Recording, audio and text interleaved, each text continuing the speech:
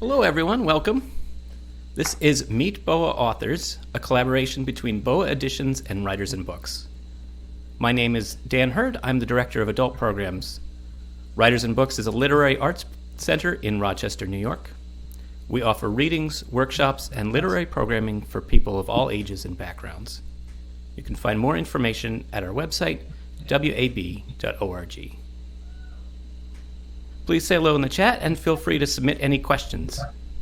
Books are available through our bookstore, &Books. The link is in the button below.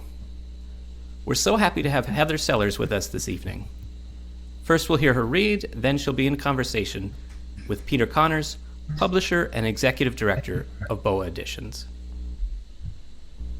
Born and raised in Florida, Heather Sellers grew up in an extraordinarily difficult home. The natural world provided a life-giving respite from domestic violence.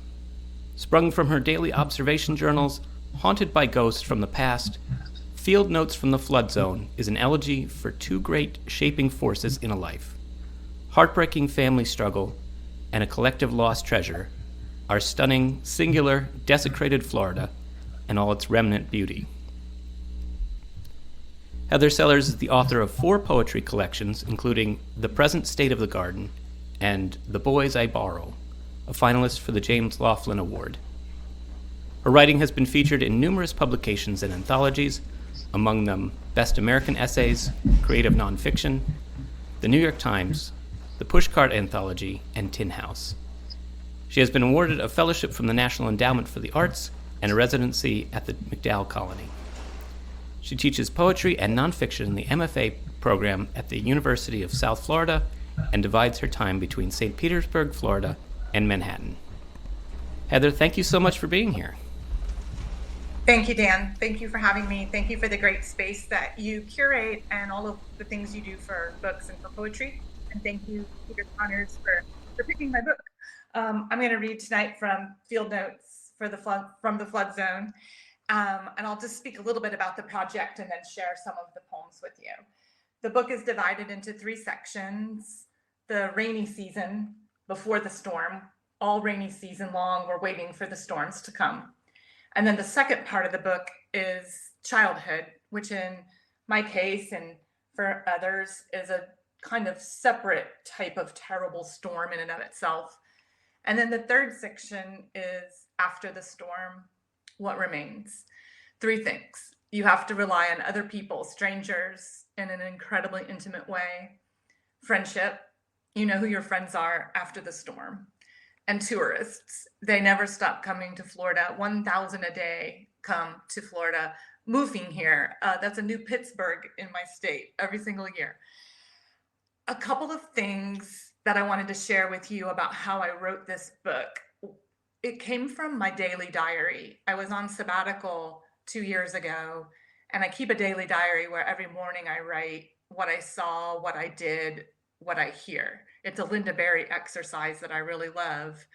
I also love litany.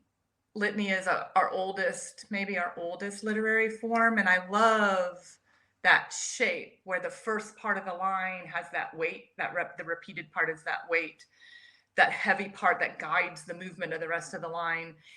So I was keeping this daily diary, observing, very cold, no emotions, and loving the repetition of rereading those pages. And that's how the book came about.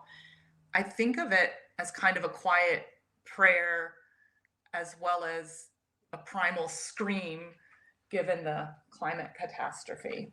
So I'll begin with the first poem, and I'll just read the opening poems in sequence because the book is, I think it's a story. It's written in these long lines or paragraphs, and I'm really interested in, like, when is it a line and when is it a paragraph? I'm really interested in those containers that hold the line but also work in some of the same ways that prose works, but also not. So this is what the pages look like, and it's very unusual for a publisher to make the book's shape fit the lines. And I'm so grateful to BOA and to Peter for thinking about the integrity of the line in that way. The first poem is titled Storm Season Opens, and it's set here in St. Petersburg, Florida. Storm season opens. I placed quarter after quarter in the meter. 7 minutes, same 7 minutes, never reaching the 2 hours I'd already come to think of as mine. I walked past the tourist shops, paintings of flowers and sharks, pearl pendants, silver sand dollars, and starfish, waterfront real estate, curry. I touched unmated shoes on display and watched a long-haired dachshund refuse the cobbler's treat. At a bar in this rain-steamed southern city, I ordered salmon salad. The woman next to me said to her friends, "I think there's a place in Orlando that is like an ice bar." I take like as burnishing. I read an essay on mystery, distinguishing what is secret from what is hidden. As I took my notes, this woman next to me said, "Let us know if you need any help with that." "Are we okay here? Are we still okay?" the bartender said. She turned and I saw the back of her black silk blouse slit from nape to waist to show the words, an illegible cursive sentence tattooed down her spine. After, I stepped out into the amphitheater of night to see jagged neon bolts stitching across the dome, the whole sky whitening, flash flickering, the world about to go out, not wanting to go out. The rains begin. Virtual life.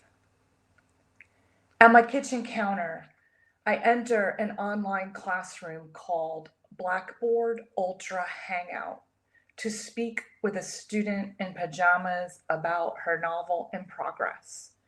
Too many characters, not enough trouble.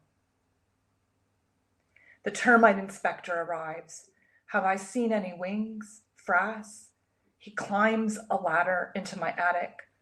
2 enormous flashlights hanging from his belt like swords, with a plastic clipboard, his small white shield. When has a man last been inside my house?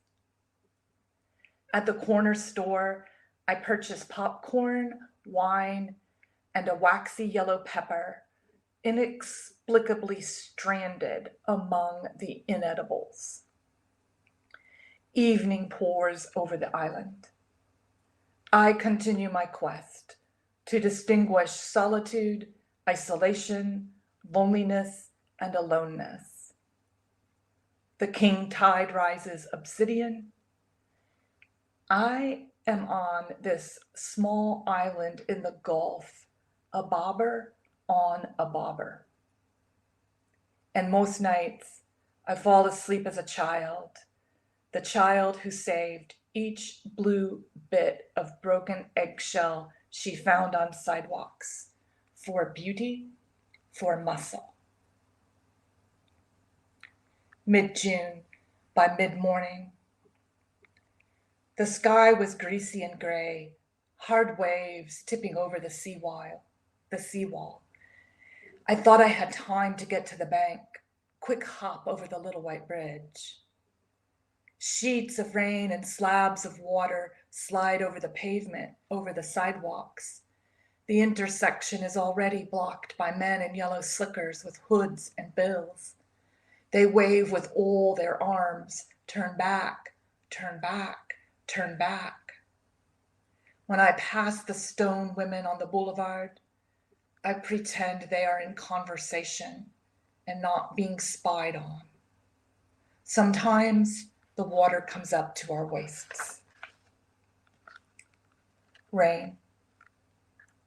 When it begins to rain, it rains every afternoon or all day, and some nights are made more of water than darkness. Raindrops the size of grapes the shape of asteroids. There's sweet rain, greasy rain, new rain, rain pools settles in. The city is a glittering marsh. I hold my palm out the window to weigh drops.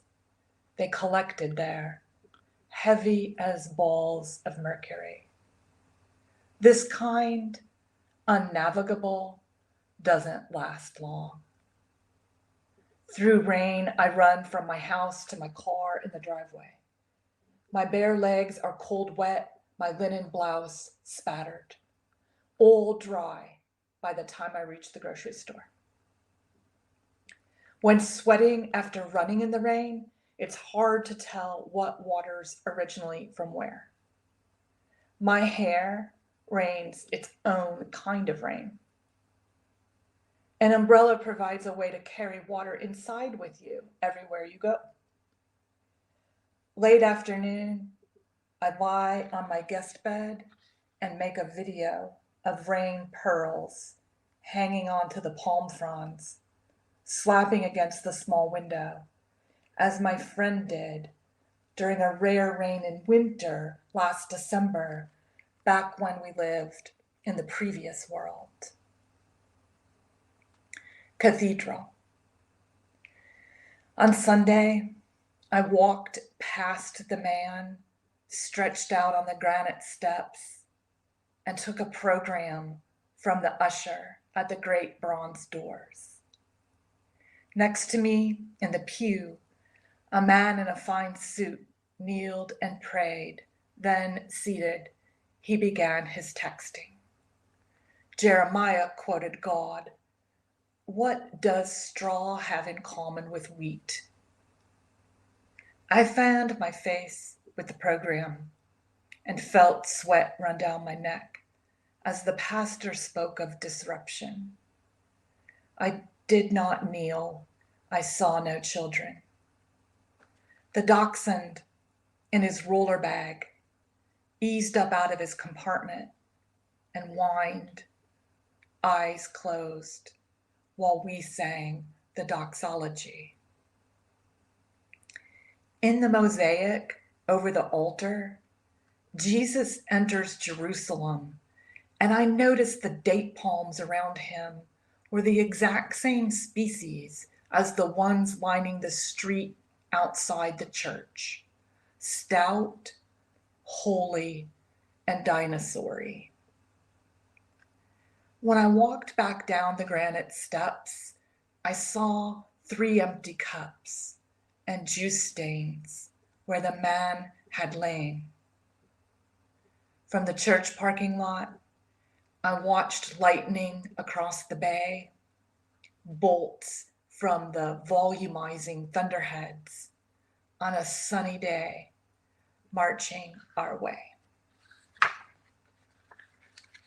So that's the opening sequence, and I'll read one poem from the last section and then a couple poems, if I have time, from my previous collection, which came out in the fall. So we go through childhood here in Florida, where, as Dan said, I grew up in an inside-out childhood. That's a Rebecca Solnit phrase, where inside the home was very dangerous, but outside was where I found safety and refuge. And I was raised by this incredibly complex Florida landscape. So that's the middle section. And then I moved, after this incredible hurricane, I moved to the third section after the storm. So I'll just read one poem from there now and another one at the end of our session tonight. This one is called Longing, Waiting. Marble statues from the 1920s line our island's promenade. The women have lost their arms and what they were holding. The boys are losing their stone faces. They would not be turning and bending if there was no narrative. Key elements of the hunt: heartbreak, a quiver, an empty vase remain. I tried to explain to my friend the concept of neglect for orchids. To Kyle P. from Florida Pest Control, who picked up by its tail the dead bug on my living room floor with his bare thumb and forefinger. This man, as your American cockroach, I said to him, thank you. But I meant, how? Today's rain is not the kind that gets you wet, more of a blossoming. So this is the first reading I've done from this project. Thank you for your patience and for listening. They are notebook entries. These just phrases from my observation journal, revised, but also very much drawn from my daily diaries. And on that sabbatical, I traveled around the country to New York and to Michigan, and I just kept running into my subject matter, the weather. I just kept finding it in the most unexpected places, and those images they run throughout the project. So I'd like to read just one poem from my book, The Present State of the Garden, which came out last fall, and it's the precursor to this project, Field Notes from the Flood Zone. All of my work is a love letter to Florida, and this poem is a love letter to my students. Teaching is at the center of my life, and I like to read this poem. So this will be the last poem that I read before Peter and I talk, and we welcome your questions in the chat as well. I tell my students to write about what they think they can't write about, what seems not interesting, what's right in front of you. Several years ago, I lost all of my family members, and my brother died during the semester, and I was teaching. I loved this class. It was a very, very difficult time in my life. And so the poem is set in Cooper Hall at the University of South Florida, and it's called Accidental Practitioners. In Wednesday night's class, the introduction to form and technique of poetry, I'm teaching as though we're on a small raft. We are on a small raft. We may never see the ones we love again. Every poem is a message in a bottle. Revision is urgency with tweezers. How to pull out the bit not meant to be there. My brother died before midterm this term. I have a student in class who has his name. I call on this boy as often as I can. I say his name aloud to alter my relationship to grief. I see you have your hand up, Sean. I don't know if my brother ever read a poem in his life. I worry I'm selling poetry as salvation, drinking and selling lines. And in this same class, I have a student with my moved out husband's name. The husband student doesn't raise his hand or speak. And in this same class, a student with my father's name. He sleeps in the back row. I do not call out his name. I don't want to wake him up. I do not put them in the same group. I spread them around. I watch myself closely. Be very fair to the husband named student. He's done nothing wrong. He got scared of what? Garden, light, and dying and death. Of what?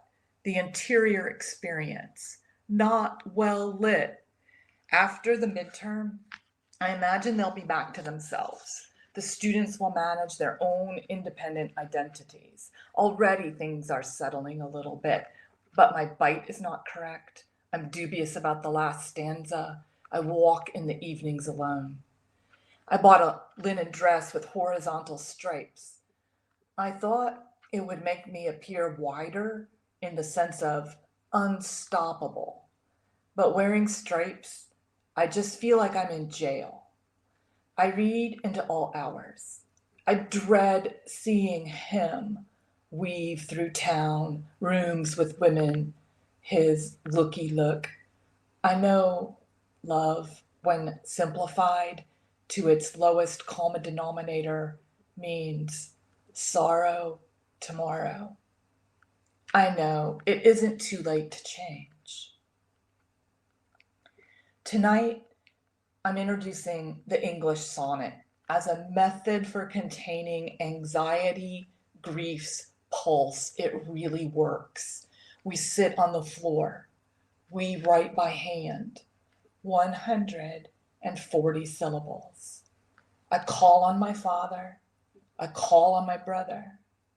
We write the sonnets as letters to the ones we have lost. I've never lost anyone, my husband student says, out of the blue. You can lose me, I tell him. Pretend you will lose me. Thank you.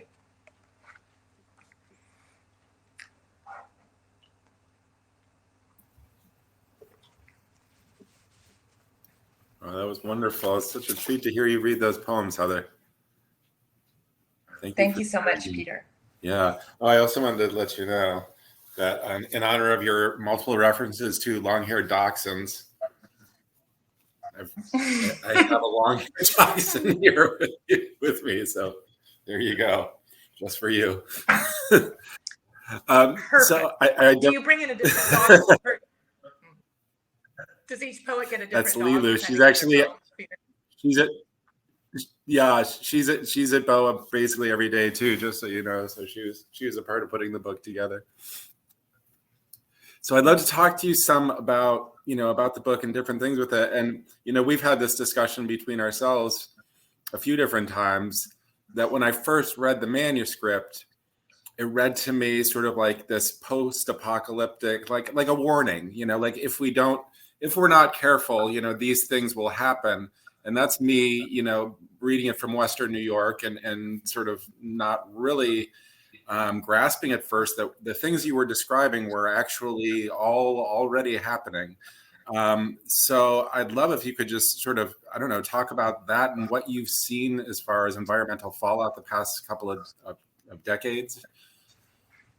Thanks, Peter.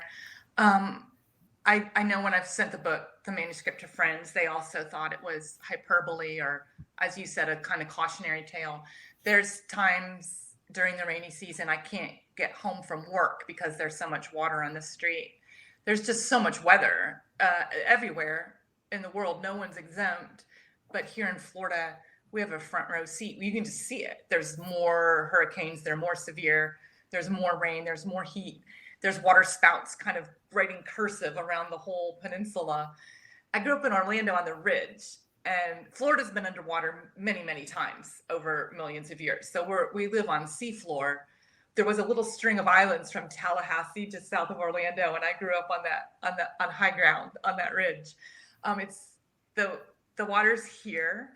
The animals are here. The habitat loss is also incredibly striking. And the storms, more are coming. The water issues are profound, and I am observing. My job is just to observe. One of the most striking things about it, just aside from just the sheer amount of water, was the animals that were making their way. Just this crossover between animals and humans that would otherwise never happen, and all of a sudden there's things slithering in the house, or they're in the pool, or you have to be careful. I mean, could you talk a little bit about that and what sort of animals that we're talking about and the dangers with that? Because I find that fascinating. Well, from your perch in Rochester, it's fascinating, right? They're here. Yeah. Point taken. Point taken. Well, we're in their space. I'm aware when there's snakes in my house, I'm in their space, and so I'm the one who's out of place. The snake in the house thing is an intense thing. But with the habitat loss, there's going to be just more and more of that. but I feel like I owe them an apology. So in his blurb for the book, A. Van Jordan, he has this great line, and he says that climate change is not only happening around us, but also within us. And that's, you know, something that you get at in your book. And I thought that was just a wonderful line. And I'm curious, like, how might you interpret that in regards to your work? How might we encounter that dual sense of climate change in your book? I don't know, Peter. It's such a great question. What a great line from A. Van Jordan, and just a shout out to him and his work. He's one of my favorite poets. I feel so lucky to have his words on the back of my book. I don't know what he means by the change that's happening in us. I wonder if he's meaning something about how when you grow up in a hurricane, when your inside life is just so drastic and traumatizing.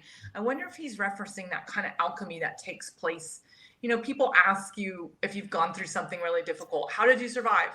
And I hate that question so much because you didn't survive. Parts of you did not survive. But I think that there is an alchemy that maybe creates something in you. It can go one of two ways, right? You can become really broken, or it can awaken you maybe to a kind of paying attention inside. I don't know what he means. I'm going to ask him. But I also think, too, that when you're living on the front lines, as we are all over the world, always, not just these days, but always, if you're paying attention, that has to change something inside of you. I don't know. What do you think it means, Peter? I guess, you know, there's a whole other part of your book that deals with really difficult, complicated family dynamics, let's say. And my take on it was that, you know, because those poems sit side by side with the ones that are pretty purely environmental, but they blend, you know what I mean? It doesn't feel like, oh, this is one pulled out section of an otherwise, you know, coherent, you know, cohesive manuscript. So that's what I think he was getting at personally. And I'm curious for you, you know, from your perspective. I mean, you were writing about really hard stuff environmentally and what's going on in the world and so forth, but this is really hard personal stuff. And I'd imagine those were some challenging places to go back into. I think it's necessary for me as a writer to write it. That's not how I survived, but that witnessing, the act of witnessing, just feels crucial to me as a way of speaking to what happened.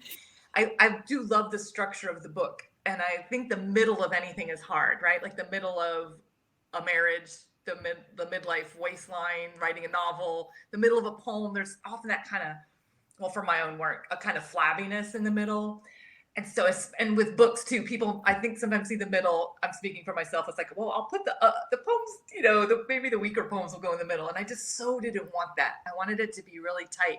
So I thought that big key change in the middle could work well. I grew up here. I grew up outside here. They're inextricably related. Sometimes I thought of the poems, Peter, as like a bunch of first lines and a bunch of last lines. And so those poems in the middle are pieces that I wrote. They're list poems or litanies. That litany mode is what I've been working in here. So they're all kind of like lines that I remembered from my family that I guess I'm haunted by, maybe in a good way. Yeah. You also have that wonderful, it's almost like a found poem, this dialogue poem that's in the middle called But Why Do You Live Here? And I don't know why. I think, honestly, as we're talking about structure, it's really perfectly placed in the book to give us a different perspective outside of what you've been giving us, because all of a sudden you have this completely other voice come in and comment on the whole situation in like 4 lines, I believe, or 5. Would you read that for us really quickly, and so people know what we're talking about? Sure, and I can hold it up so you can see. It's very short, and the title is "But Why Do We Live Here?" So it's a question that I was asking everyone that year while I was collecting my field notes. I just asked everyone, why do we live here? Why do we live here? Why do we live here? And there's this kind of judgy thing about Floridians. There's this guy in my Spanish class Saturday who said this really judgy thing about Florida. It's just like, you don't even know what you're talking about. And that kind of accusatory thing, like, why don't they all move? Why do they rebuild? Like, a lot of people were from here. Where it's so naive to say, like, you should just move. So this one's called, sorry for that rain. Why do we live here? Ellen, because it's paradise. Look around me. But don't you worry, Ellen. I don't. Maybe I should, but I don't. Honey, it's February. Enjoy your life.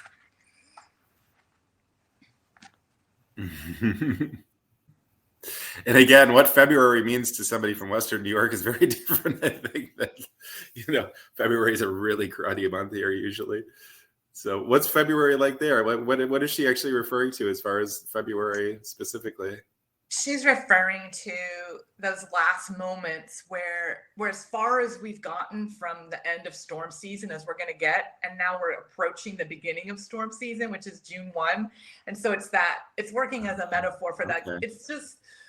It's easy to go into denial in February because you've forgotten how scary it was to live through another storm season. And you're not thinking about getting your supplies and your evacuation plan in place yet. So February is like the golden, but you've run out of road. Yeah. Well, and then of course there's the part in the book where the book moves to New York City, and you get this, as the reader, I had this sense of like, okay, like now the narrator, the person is going to be in New York, and they're sort of going to be, safe from this stuff for a bit. And of course, then you have the poem Museum Zone A, that's about the Whitney Museum and their flood plans and what's happened, and that whole, for me, that sense of like, okay, now we're on safer ground. I mean, it's amazing. I think it's really poignant in that, there's no place, there's no place that's not affected, as you're saying. There's that line in the book. Can you tell me just a little bit about? I was going to say, maybe you could just say a couple lines about the Whitney and what we were talking about, just so people know. Sure. Thanks, Peter. So I'm in New York usually for 4 or 5 months out of the year. And there is this sense that it's high and safe, but it's a flood zone. And I was there during Hurricane Sandy and after. The Whitney was under construction during Sandy and devastated.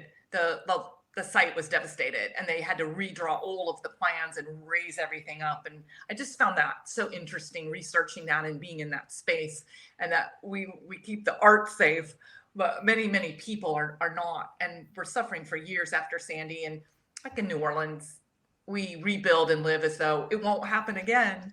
And then I'm in Michigan, my stepkids are in Michigan, and there too, the water was so high, they were moving houses back from Lake Michigan, just picking them up and moving them back because there'd been so much erosion. And again, I ask everybody, why do we live here? Why do we live here? And you get a different answer depending on who you ask. There's also, I just want to read a couple of the first lines because they're from a couple different poems, because I like what you said about we're in this snake's territory. They're not in ours. We're in theirs. And there's a lot of that humans in animal space. But then there's like these amazing lines about like, it's almost like nature turning back on itself. And so let me just like say like a couple first lines that I'm thinking of from Dry Season. Jasmine strangles its own string bean fruit, turned to black streaks on the trellis. There's another one from Translation. The poison potato tree limbs each hang heavy with massive squashes strung from long lengths of thin frazzled twine. And then from Drown, the guava tree hides its hard green fruits now, though no one eats them, not even the rats. So it's like, there's not that sense of like nature and beauty and, reading it. It's kind of like, that's really dark and heavy too. It's almost like you have like man versus nature, human versus nature. And then you have like nature versus nature in that sense. I love that. I think there's this dangerous romanticizing of place that we like to pick out the beauty parts. I was just observing, like every day, just observing about my poetry partner John Brehm, to whom the book is dedicated, said at one point, this is the new manuscript I'm working on now, just no more dead lizards, no more bird bodies. Like, it's too much destruction. But I like looking at everything. And I was trying, Peter, for this kind of very cold tone where the beautiful part and the horror are all equal. Everything's reported, just like a field notes guide. That was my aim. But it's fun to hear those lines. I think it's all interesting. Like, even the snakes in the house, I want to know what kind, what is its habitat, what is it needing right now. It's just interesting. All of it's interesting. Yeah. And as much as you talk about and you're reporting on such dark, heavy things that are happening, specifically in Florida, because that's where you are and that's where you live and that's where you're reporting from. It also, the book reads almost like a love letter to Florida as well. And I can hear that also in your sort of defense of, like, this guy didn't know anything about Florida, he was putting it down. So do you feel like in some ways it's a love letter to Florida? I do. Absolutely, Peter. Absolutely. It's a love letter to Florida. Florida saved my life. It raised me. It's so important to me to have a relationship to the place I'm in, wherever that place is, and to know it. I guess I'll say honor it by learning the names of what lives there and what grows there, and just to pay attention to it. I don't know what else I can do in this kind of ravaged world except pay attention to it and name it and write it down. That's all I've got. I think that is love, paying attention, listening, just being there, being present to it, even when it is, as you said earlier, a very, very complicated relationship. It's a place, it wants to kill you. Like, it's a very powerful landscape. And it's like the canary, right? It's where we're headed. Every single state in the country is experiencing these changes. We have fires. We just have so much more landscape because of the Everglades being right there. We have this kind of little mirror, right, into what's happening. Yeah, I actually had it as I was thinking about this and talking to you about it. I had this vision of, like in Facebook, they have the relationship status, and like one of them is it's complicated. And I was thinking about that, that love letter thing. Like, I think that would be the status of you with this in some ways. Like, it's complicated. And I think that's not uncommon. I think we all have that with the places that we grew up in. Yeah. I'm curious, is there anyone or any books or anything that yeah, I'm sorry. Go ahead, Heather, please. Oh, no, I think there might be a little delay, but I like what you said about the status. I love that. So I'm curious if there's any like poets or any books that you're reading now that you'd like to give a shout out to, or that are really moving you right now or speaking to you. Yeah, I love that question. A. Van Jordan is just, I think, an astonishing poet, and I recommend him to everyone. And I'm also loving, I don't know if you know this one, but Marianne Baruch has a new book out called The Bestiary, as she did a Fulbright in Australia. And it's also, I don't want to call it a climate book, but it is a climate book. I'm obsessed with Marianne Baruch, and this new book it's absolutely incredible. I'll type it into the chat so people can get the title. Please do. Yeah, and if anyone has a question they want to quickly ask, now is the time, because I'm about to sign off and I'm going to ask Heather if she wouldn't mind. Oh, there you go. Thank you. There's the title of the book if anybody wants to look it up. Heather, thank you so much for being here with us, for talking about your book, for sharing some of the poems. And I'm going to sign off, and if you would leave us with a poem, that would be wonderful. It's great talking to you. Thank you.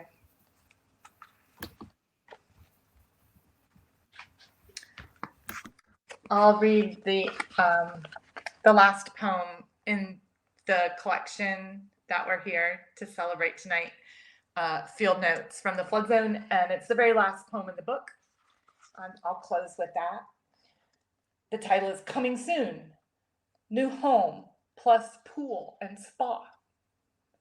At the home across the street, my house is twin, the foundation cracked, and the slab broke open. Mold slithered into every crevasse, and the world there came to smell of fresh ammonia and loss. Excavators broke the abandoned building into bite-sized pieces of wall, appliance, cupboard, and door shard and timber, and the next day the land was raised of its oaks. Creatures' homes and wings and eggs and busted wiry matter were mixed together and trundled away in trucks. The equinoctial storm swept away the lemon trees, the mango along the fence, and the fence. The lot lay bare for years. I watched the sunset from my front stoop, sky fire, then the elliptical line of the planets. Every night, the mechanics of poetry. Early this morning, dawn, men arrived in flatbed trucks stacked with blocks, a cement truck. With gray slurry and concrete, they built a great gray box 10 feet high off the ground. Trucks returned to fill the container with white sand and then dark dry dirt in layers. And now there's a full color image of the house that will sit on top of that foundation, a modern mansion.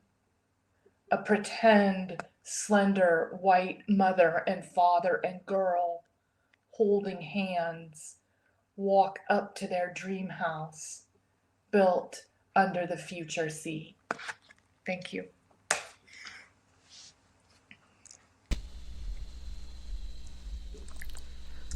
Thank you so much. That was wonderful. Congratulations on the book. You can buy it by clicking the green button below the video. I want to thank everyone for coming. Thank you to Peter Connors, and I hope you can join us next week for our author Dustin Pearson. So that'll be next Monday, and you can find more information about us at wab.org. Thank you so much, and have a good night. Thank you, everyone. Thank you, Dan. Thank you, Peter. Thank you.